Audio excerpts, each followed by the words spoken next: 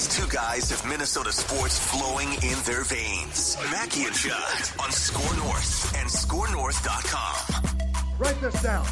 Write it down. You like writing things down. Write that down. I don't have a pencil. Well, remember that down. This is the OG edition of Write That Down, Minnesota Sports with Mackey and Judd.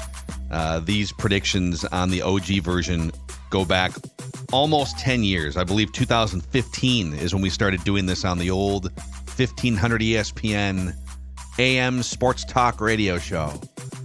And here we are on YouTube, podcast, into the future.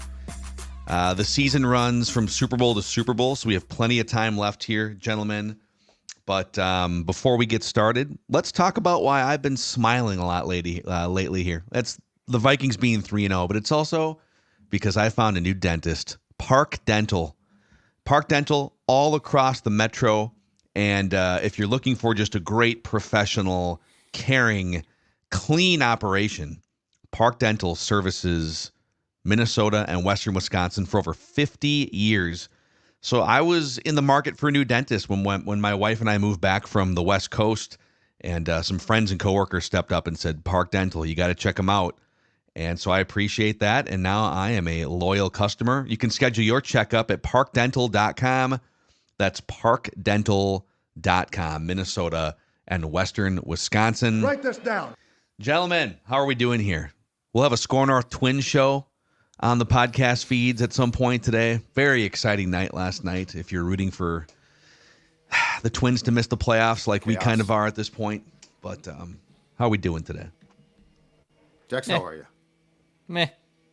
What's wrong? What's the problem? Just meh. In terms of write that down, meh. Twins, meh. That's all. I'm doing great. I'm doing fantastic. Okay. Never better. All right. Write this down. All right, dynamite open here. Let's get to how Write That Down works. Let's put the rules up on the screen. It's 3 predictions from everybody each week. They must be quantifiable. We keep track of batting averages and home runs. And listeners, if you want to participate as a guest listener predictor like Mike is about to, you can send Declan a message through the Score North app, and we will get you scheduled. All right, we'll start with Judd here. Enough of this awkward small talk. Judd, you had a bad week. Okay. You said the Gophers would beat the Hawkeyes on Saturday. Yep. No, you were probably feeling pretty good about that around the second quarter. And then the second half came along. Yeah. Nope. Embarrassing. You said the Twins would move on from Christian Vazquez before the end of the season. Unless they pull the Pirates' Rowdy Tellez thing. I think he's going to be on the roster through the weekend. Did you see that story? That's incredible. So, what, 4 or 5 at bats from triggering a bonus? He had a $200,000 bonus if he had 4 more plate appearances between now and the end of the year. And the Pirates said, we really want to pay that. So we're gonna DFA you despite expanded rosters and them being out of the playoffs. They just said peace out. Well, poor Derek Shelton, right? Like it's very clear they took the decision away from him and said we will not even give you the option. I mean, good luck signing guys now. Yeah, that's Bush League, man. It's complete over $200,000. It's complete Bush League. Come on now. Grievance and then time. You said Mitch Marner would be traded to the Utah. Is it the Utah Hockey Club? Is that what we're calling them? Utah this HC summer? for the season. Why couldn't they come up with a name for the first season? Because they claimed that they didn't want to come up with a name quickly, and so they're going to take their time. What it is it's a genius play. The Utah Hockey Club will sell jerseys and merch. Mm-hmm.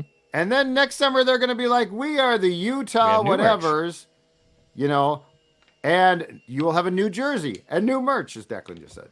It's a very smart play. What are the leading candidates for the name? Do we Yeti, have any? Right? I think Yeti, the Mammoth. Utah Yeti. Was the Mammoth one of them? It might be. Yeah. It might be. Blizzard, I think, was on there. Blizzard, not do that. I believe the Yeti is the fan favorite. Yeah. Okay. I like that. Look like a chainsaw in Declan's studio right now. Declan's so annoyed. It's not that bad. Just mute occasionally. That's what I do when people, and then I just go bananas off camera and How you doing, Dex? What's wrong?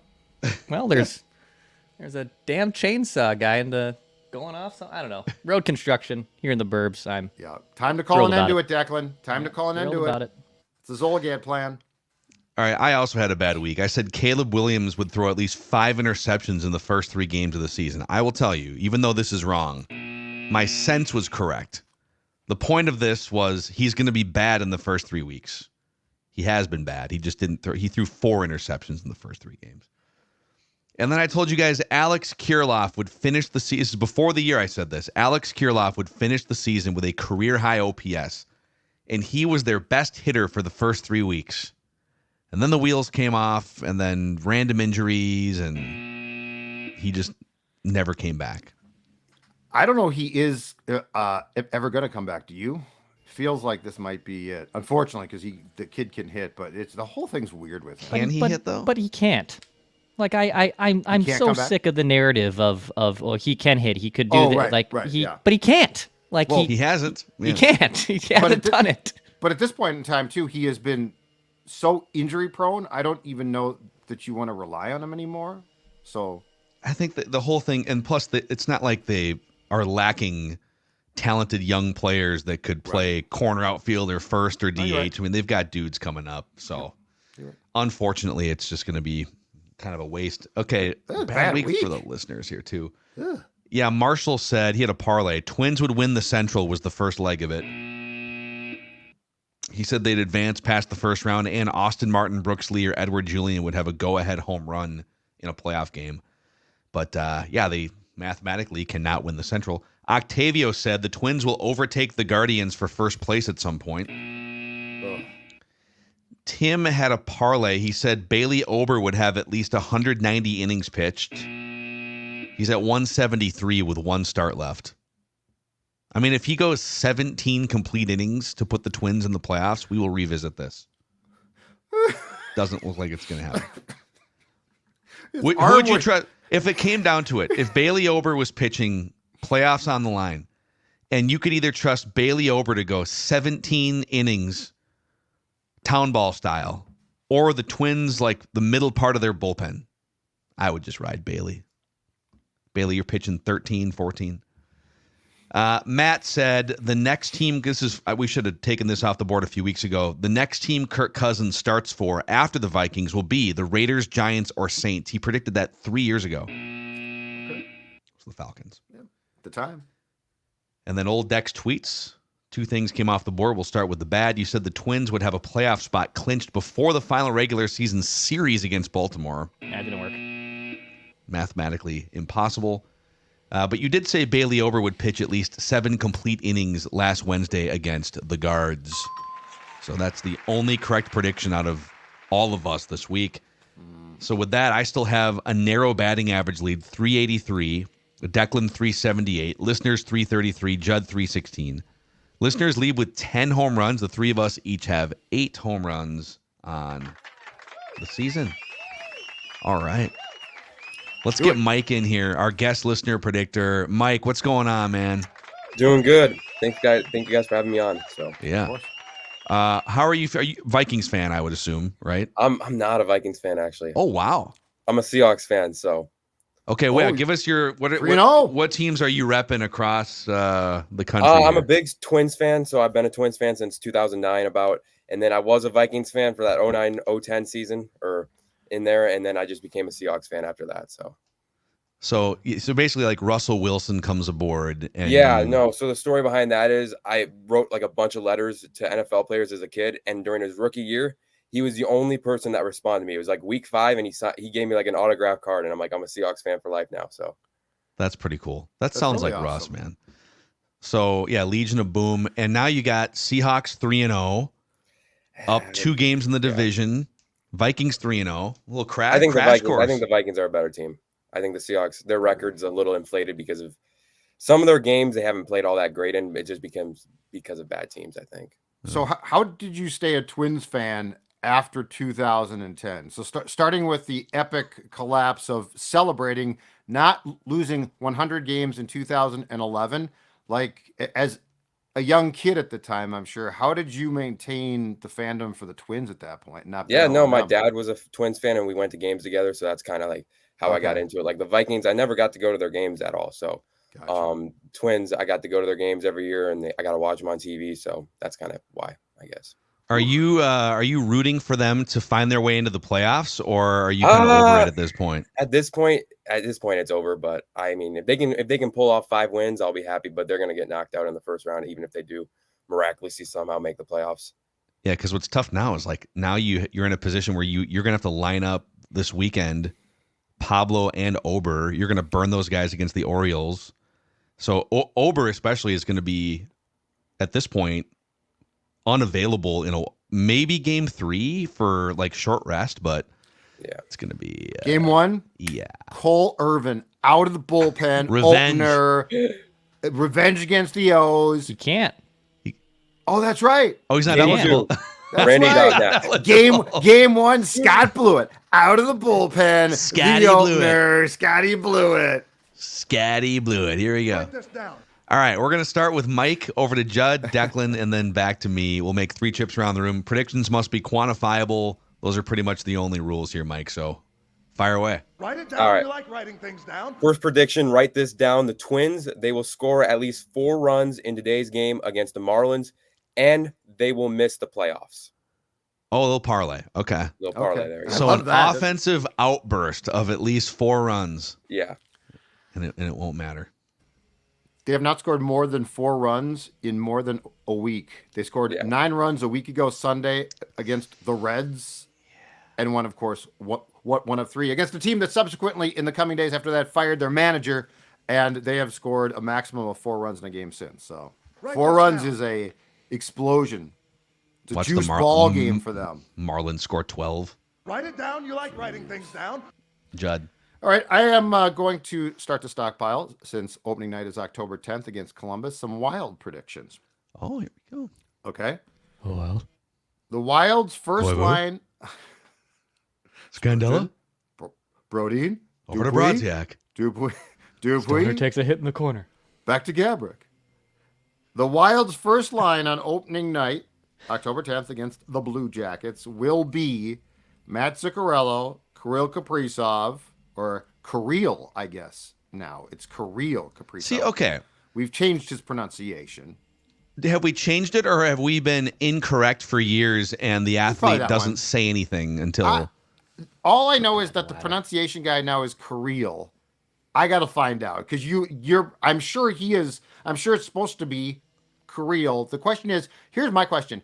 Did he tell people a long time ago and we ignored him? I feel like there's a statute on this where, like, if you're like, oh man, in year 4, I feel more confident. Here's how you pronounce my name. It's like, no, Dude, you this don't- has happened. you Remember, can't it change was your like name now. the 4th year of Justin Morneau's career. People said Morneau, Justin Morneau, and he corrected people out after he starts hitting bombs. He's like, it's Morneau. You put the emphasis up front.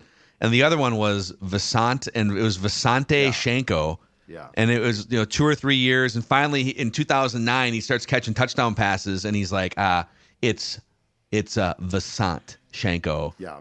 But then he just kind of gave up and said, just call me whatever you want. I really And don't care. he was such a goofy dude. I could never tell if he was like totally serious or like pulling our chain to get us to say his name wrong. Anyway, the first line's going to be Kirill Kaprizov, Matt Zuccarello, and Ryan Hartman. Okay. All currently together, but the claim is that they're going to try and mix and match things. I'm not buying it. I think they're going to start with the geriatric Hartman between those two. Geriatric. Write this down. No offense. Of course. Okay, Dex. All right. First, Declan's head starts to detach from his body. We'll know they slipped out there. I actually like it. There probably is a good way to cheat this system of putting on like a music bed underneath. It would cut some of the sound off, but I won't do that. So write this down. I'll make a Twins ownership prediction. The Twins ownership will acknowledge that this season is a failure in some form between the end of the season and a month from the end of the season. They will acknowledge that it is a failure in written form, in audio form. I guess there might be some interpretation gray area here that we'll see, but they'll acknowledge that it's a failure. Okay. Write it down. Okay. Write this down. I'm going to go maybe a little further on this because I'm going to go with some action. And it's kind of a parlay because the first leg of it is they're going to miss the playoffs, but I'll just leave that off the books. So write this down. There will be a major change between now and the first game of 2025. And by major change, I will say this. At least one of these 5 people will no longer be with the Twins organization opening day of 2025. Rocco Baldelli, Derek Falvey, Thad Levine,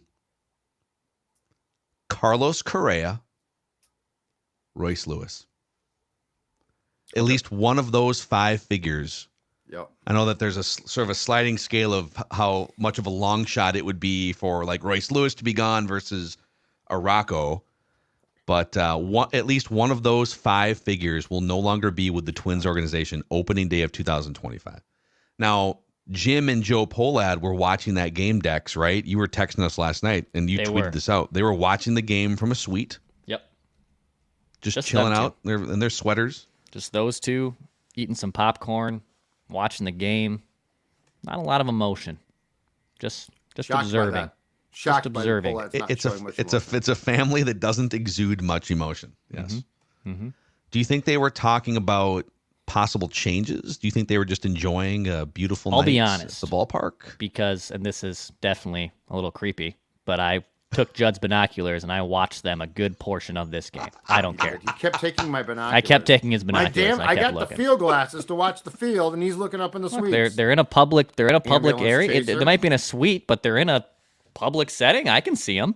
I did hear this. I did hear that. I was told by spies last night that the Twins' flagship radio station requested Joe to come on and talk about what's currently transpiring. A fair ask. If we were the flagship, we would ask. Like on the broadcast or like the radio station? No, on the radio station. Like with Hartman or something or like whatever. A day part. Yeah. So a day like part. DeRusha grills Joe Polad or exactly.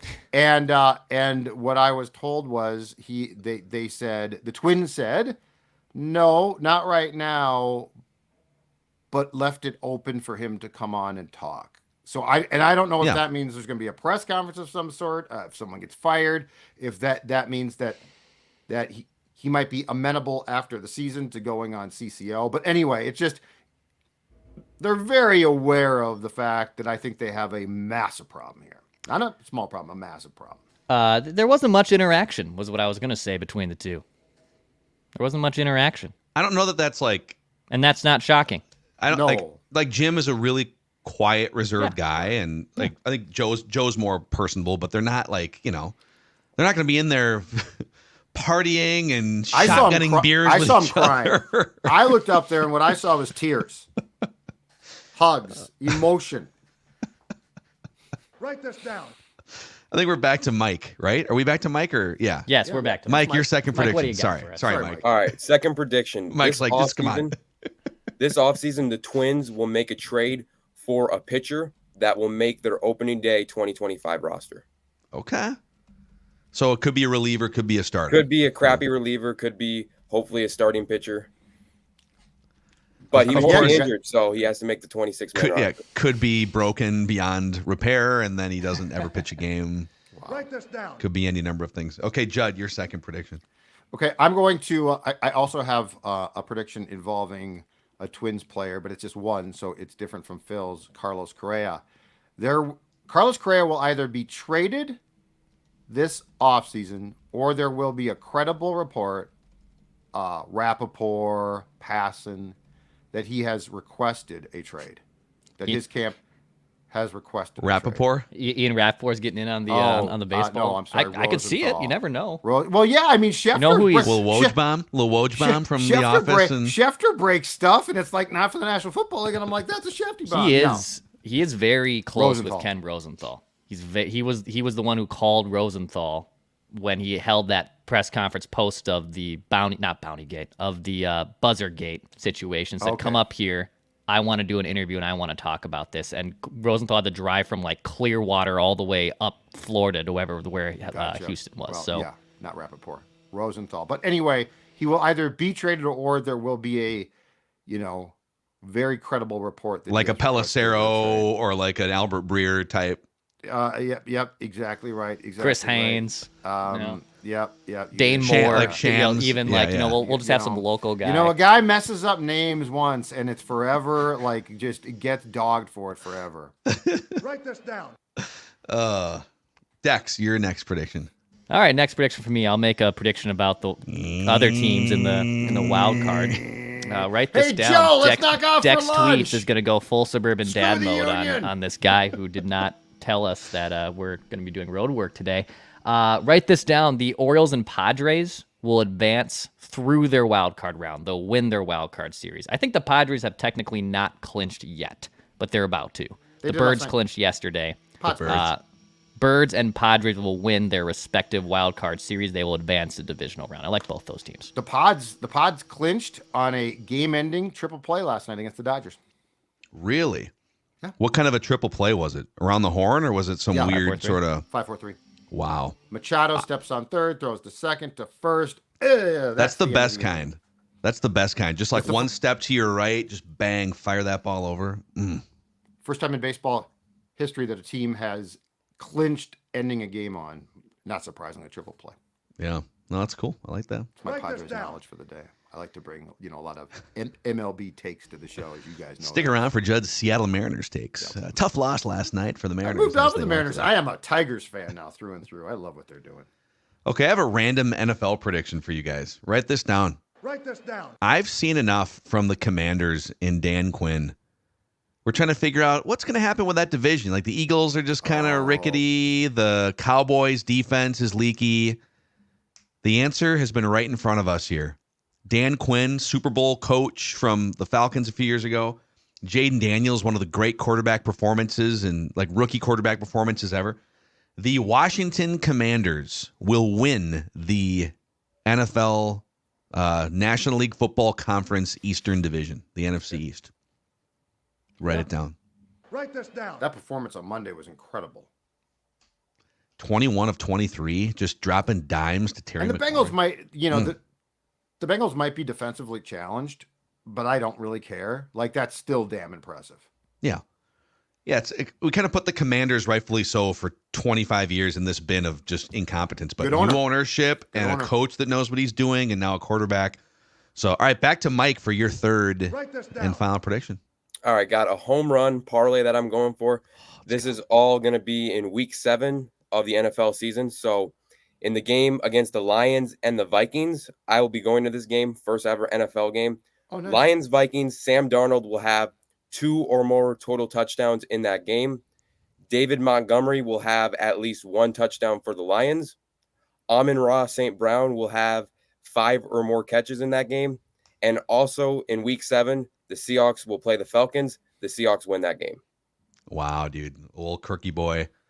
Going to struggle. Where is that game in Seattle or in Atlanta? It's in Atlanta. So Okay. Wow, love it. Write this down. Mike coming in here with his Twins and Seahawks fandom here. Since you've got this life-changing platform on Write That Down, is there anyone in your life you'd like to thank that helped you get to this moment, Mike? yeah, I'd like to thank my dad for kind of being the one that got me into sports. And just a big shout out to you guys for having me on and creating awesome content. I enjoyed listening to you guys all year. Last year, I've been listening to you guys pretty much every single day. So awesome stuff, guys. Thank you, Mike. Really appreciate you, and we'll definitely see you again sometime. All right. All right, there he is. Guest listener, predictor, Mike.